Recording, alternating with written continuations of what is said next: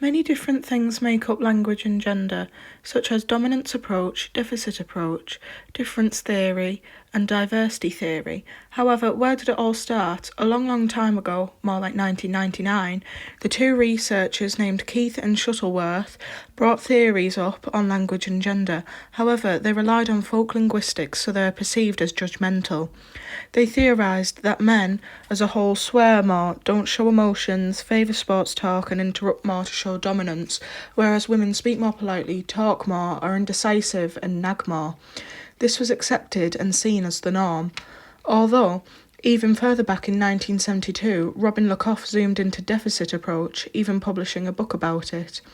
In it, Lakoff stated that the female language is often disregarded and therefore is perceived often as weak, including things such as tag questions to remind them of their place, ordering them to speak precisely and stay in line.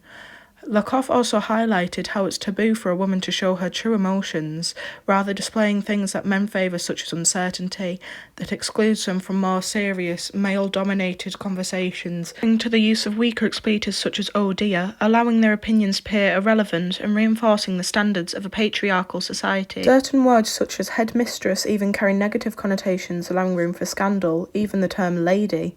The fact that a woman takes her husband's last name in marriage emphasises the objectification experience, making her seem like a man's property. We then come to researchers Zimmerman and West, who carried out a study in 1975 at the University of California. The two looked at mixed-sex conversations and interrupted 46 times and women only interrupted 2. Beatty said this would be because of chatty men. We then come to difference theory. Researcher Deborah Tannen highlighted how women show support, intimacy and understanding, express feelings to allow compromise, to move a conversation forward, whilst men favoured the complete opposite, particularly conflict, in which researcher Cooper showed how male players within a rugby team were more likely to insult each other to show solidarity. Jennifer Coates highlighted how gossip can be split into 3 categories: scandal, judging other women's behaviour, bitching, an overt expression of anger at the restricted role, and chatting, an intimate form of self-disclosure and exchange of support. This is reinforced by Jane Pilkington's research into women using more politeness strategies.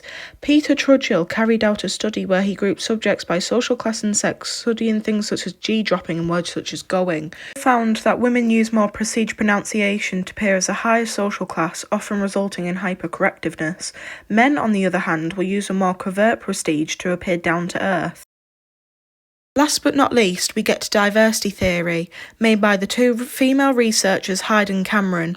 They criticised the supposed differences in language and gender, describing them as the greatest myths of our time. They highlighted how women were made to speak in a way that accommodated men.